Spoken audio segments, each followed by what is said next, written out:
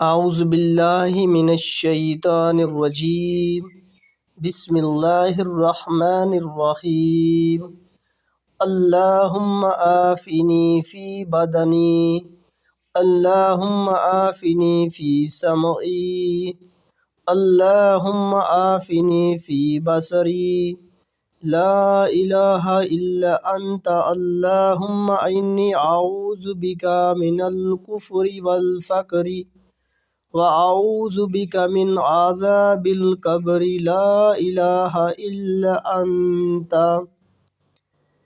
اے اللہ میرے جسم میں عافیت نصیب فرما، اے اللہ میرے کانوں میں عافیت نصیب فرما، اے اللہ میری آنکھ میں عافیت نصیب فرما، تیرے سوا کوئی معبود نہیں۔